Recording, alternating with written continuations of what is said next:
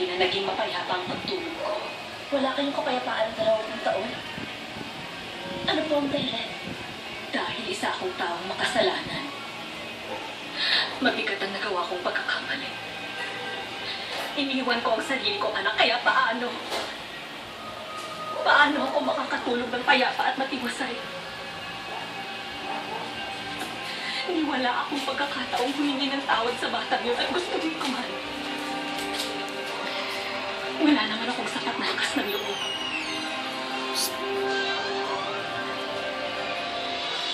Kaya isipin mo, di ba panahon na para patawarin mo yung ina?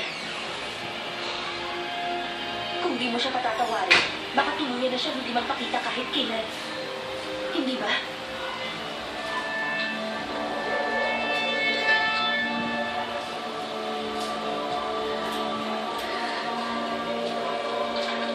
Ipagdarasal ko makarating ka sa inyong parorong.